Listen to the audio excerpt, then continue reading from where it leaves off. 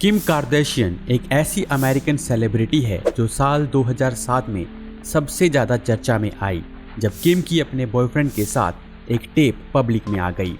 साल 2015 में time magazine ने किम को 100 मोस्ट इन्फ्लुएंशियल पीपल की लिस्ट में भी शामिल किया था। पर हम यहाँ मोनालिसा की पेंटिंग के बारे में बताने से पहले किम कार्दाशियन की बात क्यों कर रहे हैं। वैसे तो मोनालिसा की पेंटिंग किम से कहीं ज़्यादा फेमस है, लेकिन न्यूयॉर्क टाइम्स के एक लेख में जैसन फेरागो मोनालिसा को 16वीं सदी की किम कार्दाशियन कहकर उस पर कटाक्ष करते हैं। फरागो कहते हैं कि जिस तरह किम बहुत ज़्यादा फेमस है उसी तरह मोनालिसा की ये पेंटिंग भी बहुत फेमस है। पर ऐसा क्यों है, ये एक रहस्य है। मोनालिसा की पेंटिंग का इतिहास और इसके इतना फेमस होने की क्या वजह है, ये जानने के लिए इस वीडियो को अंत तक जरूर देखिएगा। तो चलिए जानते हैं हिस्ट्री ऑफ मोनालिसा। मोनालिसा की पेंटिंग को इटली के चित्रकार लियोनार्डो दा विंची ने बनाया था, पर मोनालिसा असल में थी कौन? तो आपको बता दें कि मोनालिसा कोई बहुत बड़ी शख्सियत नहीं थी। मोनालिसा का पूरा नाम लीजा डेल जियोकोंडो था और वो इटली के एक जमींदार की पत्नी थी। उस जमींदार ने लियोनार्डो दा विंची को अपनी पत्नी की पेंटिंग बनाने का काम दिया था। लीजा एक साधारण महिला थी, लेकिन उसकी पेंटिंग बनाने वाले लियोनार्डो दा विंची न सिर्फ एक चित्रकार बल्कि वैज्ञानिक, इंजीनियर, गणितज्ञ, संगीतकार, लेखक और आविष्कारक भी थे। दा विंची ने मानव शरीर की संरचना का विस्तृत अध्ययन करके उसके चित्र बनाए थे, जो आज भी वैज्ञानिक दृष्टि से महत्वपूर्ण माने जाते हैं। विंची ने अनेक उड़ने वाली मशीनों जैसे कि हेलीकॉप्टर और पैराशूट के डिजाइन तक बना डाले थे। और इतना ही नहीं, विंची ने हाइड्रोलिक इंजीनियरिंग और मैकेनिकल डिवाइसेस से जुड़े बहुत से इनोवेशंस भी किए थे। लियोनार्डो दा विंची की खूबियों पर अलग से एक वीडियो बनाया जा सकता है, लेकिन आज के वीडियो में हम बात करेंगे उनकी बनाई मोस्ट फेमस मोनालिसा के बारे में। अब यहाँ सवाल उठता है कि दा विंची इतने फेमस थे तो उन्होंने कैसे एक जमींदार की पत्नी की पेंटिंग बनाने का काम ले लिया?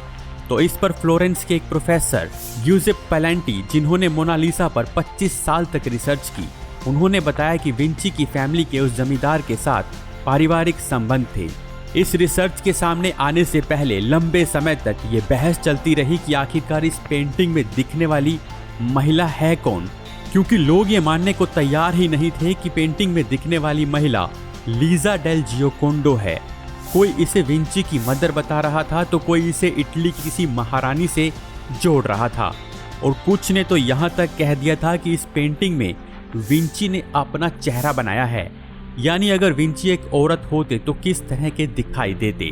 वैसे वो बहुत बड़े साइंटिस्ट तो थे ही, जिन्होंने शायद एआई की मदद से अपना चेहरा बना लिया हो, पर ऐसा नहीं था। पेलेंटी की रिसर्च से ये साबित हो गया है कि वो पेंटिंग लीजा डेल की ही थी। विंची ने मोनालिसा पेंटिंग को बनाने का काम साल 1503 में शुरू तो किया था, लेकिन इस पेंटिंग को वो कभी पूरा नहीं कर पाए। कहते हैं कि 15 साल तक वो इस पेंटिंग पर थोड़ा थोड़ा काम करते रहे और लगातार थिन ऑयल ग्लेज की कई परतें इस पर चढ़ाते रहे। मोनालिसा की पेंटिंग में छोटी छोटी दरारें हैं जिन्हें क्रैकुलर कहा जाता है, जो पूरी पेंटिंग में देखी जा सकती हैं।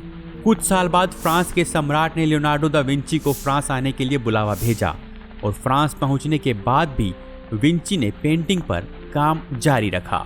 विंची का फ्रांस पहुंचना ही वो इंसिडेंट था जिसकी वजह से मोनालिसा की पेंटिंग इटली से फ्रांस पहुंच गई थी, और यही इंसिडेंट आगे चलकर इसकी चोरी की वजह भी बना था। इस पर वीडियो में आगे बात करेंगे। पहले जानते हैं कि ये पेंटिंग कैसे अधूरी रह गई। साल 1517 में लियोनार्डो के दाएं हाथ को लकवा मार गया और 1519 में विंची का देहांत हो गया, जिसके बाद वो कभी इस पेंटिंग को पूरा नहीं कर पाए और दुनिया की ये सबसे फेमस पेंटिंग अधूरी रह गई। विंची के देहांत के बाद विंची की पेंटिंग का सारा कलेक्शन फ्रांस के राजा फ्रांसिस I के अधीन आ गया और शाही राजवंश का हिस्सा बन गया। इसके बाद सैकड़ों सालों तक ये पेंटिंग फ्रांस के अलग अलग राजाओं के महलों की शोभा बढ़ाती रही। इतिहासकारों की माने तो एक समय ये पेंटिंग फ्रांस के सम्राट नेपोलियन के बेडरूम की शोभा भी बढ़ा चुकी है। 19वीं सदी में ये पेंटिंग दुनिया के सबसे बड़े म्यूजियम लूव्र में पहुंच गई। अभी तक ये पेंटिंग सिर्फ फ्रांस में ही ज़्यादा फेमस थी, लेकिन फिर कुछ ऐसा हुआ कि ये पेंटिंग पूरी दुनिया के लोगों को अपनी ओर खींचने लगी। सिद्धू मूसेवाला का नाम तो आपने सुना ही होगा। ये नाम भारत और दुनिया में बहुत फेमस था, लेकिन जब सिद्धू मूसेवाला की हत्या हुई तो ये नाम हर बंदे की जुबान पर आ गया। लोगों ने इस नाम की टी शर्ट्स पहननी शुरू कर दी। अपनी शॉप्स, बाइक्स और घरों पर सिद्धू मूसेवाला की फोटोज लगानी शुरू कर दी। यानी जितनी शोहरत सिद्धू मूसेवाला की मौत से पहले नहीं मिली थी, उससे कहीं ज़्यादा शोहरत उसकी हत्या के बाद उसे मिल गई। ऐसा ही कुछ मोनालिसा की पेंटिंग के साथ भी हुआ था। चलिए जानते हैं कि कैसे मोनालिसा की पेंटिंग चोरी हुई थी। ये घटना 22 अगस्त 1911 की है। फ्रांस की राजधानी पेरिस में लूव म्यूजियम में लुई बेरद नाम का एक फेमस पेंटर मोनालिसा की पेंटिंग की नकल बनाने के लिए पहुंचा। लेकिन जैसे ही वो पेंटिंग के पास पहुंचा तो उसने देखा कि पेंटिंग उस जगह थी ही नहीं। इतनी महान पेंटिंग के इस तरह गायब हो जाने से चारों तरफ हड़कंप मच गया। गार्ड्स को बुलाकर पूछा गया तो किसी को कुछ भी पता नहीं था। मोनालिसा की पेंटिंग के गुम होने की बात पूरे देश ही नहीं बल्कि पूरी दुनिया में फैल गई। न्यूयॉर्क टाइम्स ने चोरी के अगले दिन इस खबर को पहले पन्ने पर छापा, जिसके बाद सैकड़ों आर्ट प्रेमी लूव म्यूजियम में इकट्ठा होते और शोक मनाते। लोग उस जगह को बार बार देखने आते जहां मोनालिसा की पेंटिंग टंगी थी। ऐसा लग रहा था मानो फ्रांस में किसी बहुत बड़ी हस्ती की मौत हो गई थी। लोगों ने मोनालिसा की उस पेंटिंग वाली खाली जगह पर फूल चढ़ाने शुरू कर दिए। चोरी की जांच शुरू हो गई, लेकिन चोरी का कोई भी सुराग नहीं मिला। म्यूजियम के डायरेक्टर को पद से हटा दिया गया। फ्रांस के साथ साथ दुनिया भर में चोरों को पकड़ने के लिए पुलिस ने छापेमारी की, लेकिन उनके हाथ कुछ नहीं लगा। बहुत से लोगों को हिरासत में लेकर पूछताछ की गई। गिरफ्तार किए गए लोगों में फेमस पोएट गियोम अपोलोनियर और आर्टिस्ट पाब्लो पिकासो भी शामिल थे। पिकासो ने उस दौरान चोरी की कुछ पेंटिंग्स खरीदी थी, जिसकी वजह से उसे गिरफ्तार किया गया था। लेकिन पाब्लो के पास मोनालिसा की वो पेंटिंग नहीं मिली और बाद में उसे रिहा कर दिया गया। पुलिस लगातार मोनालिसा को खोज रही थी, लेकिन 2 साल बीत जाने के बाद भी उसकी कोई खोज खबर नहीं मिली थी। हालांकि पुलिस ने अपने जासूसों को इस काम में लगा रखा था कि अगर कहीं से भी उसके बेचे या खरीदे जाने की खबर मिलती तो पुलिस तुरंत वहां पहुंच जाती। 2 साल बाद 1913 को आखिरकार पुलिस को खबर मिल गई कि इटली में मोनालिसा की पेंटिंग को बेचने की कोशिश की गई है। 29 नवंबर 1913 को इटली के एक एंटीक सामान रखने वाले अल्फ्रेडो गैरी को एक खत मिलता है, जिसमें लिखा था कि लियोनार्डो दा विंची की चोरी की हुई पेंटिंग मेरे पास है। ये पेंटिंग इटली के पास होनी चाहिए क्योंकि इसे बनाने वाला भी इटली का ही था। और लेटर में नीचे दस्तखत में लिखा था लियोनार्डो। अल्फ्रेडो और खुद को लियोनार्डो बताने वाले उस आदमी के बीच लेटर्स के जरिए बातचीत शुरू हो गई, जिसके बाद एक दिन लियोनार्डो अल्फ्रेडो की दुकान में आया और वहां दोनों के बीच सौदा तय हो गया। उस वक्त के हिसाब से लियोनार्डो ने पेंटिंग की कीमत $1,00,000 मांगी। हालांकि उस दिन लियोनार्डो साथ में पेंटिंग नहीं लाया था। उसने अल्फ्रेडो को कुछ दिन बाद इटली के ट्रिपोली शहर में एक होटल में बुलाया।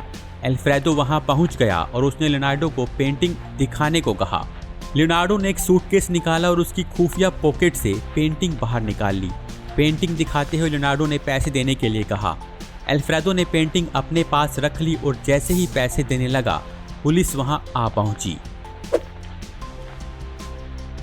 पुलिस ने खुद को लियोनार्डो कहे जाने वाले उस इंसान को गिरफ्तार कर लिया, जिसका असली नाम था विंचेंजो पेरूजिया। जिसके बाद पेरूजिया ने बताया कि कैसे उसने मोनालिसा की पेंटिंग को चुराया था। उसने बताया कि 21 अगस्त 1911 के दिन म्यूजियम मेंटेनेंस के लिए बंद था। जब पेरूजिया को इस बात का पता चला तो वो भी म्यूजियम की मेंटेनेंस करने वाले मजदूरों के साथ सफ़ेद कपड़ों में म्यूजियम के अंदर दाखिल हो गया। उस समय उसके साथ उसके 2 साथी भी म्यूजियम में दाखिल हुए थे। फिर उसने मौका पाते ही मोनालिसा की पेंटिंग उतारी और अपने कपड़ों में छुपा ली, जिसके बाद वो दूसरे मजदूरों के साथ म्यूजियम से बाहर निकल गया और किसी को उस पर शक भी नहीं हुआ। 2 साल तक उसने पेरिस में अपने घर में पेंटिंग को छुपा कर रखा और 2 साल के बाद उसे बेचने की कोशिश की। अब आपको बताते हैं वो कारण जिसके लिए उसने उस पेंटिंग को चुराया था। पेरूजिया इटली का नागरिक था और उसका कहना था कि ये पेंटिंग इटली के बंदे यानी लियोनार्डो ने बनाई है।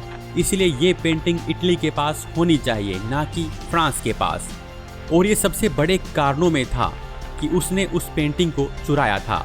हालांकि ये कहना भी सही नहीं होगा कि पेंटिंग को सिर्फ इटली पहुंचाने के लिए चुराया गया था, क्योंकि इस चोरी के पीछे उसका मकसद पैसे कमाना भी था। चोरी के इल्जाम में पेरूजिया को पकड़कर जेल में डाल दिया गया, लेकिन साथ ही वो इटली का हीरो भी बन गया था, कुछ मनी हीस्ट के प्रोफेसर की तरह। पेंटिंग मिलने के बाद सबसे पहले उसे पूरी इटली में घुमाया गया और बाद में उसे फ्रांस को लौटा दिया गया, क्योंकि लियोनार्डो ने अपना आखिरी समय फ्रांस के सम्राट के दरबार में ही बिताया था। इस चोरी के बाद मोनालिसा इतनी फेमस हो गई कि हर साल लूव्र म्यूजियम में पहुंचने वाले 1 करोड़ लोगों में से 75 से 80% सिर्फ मोनालिसा की उस पेंटिंग को देखने आते हैं।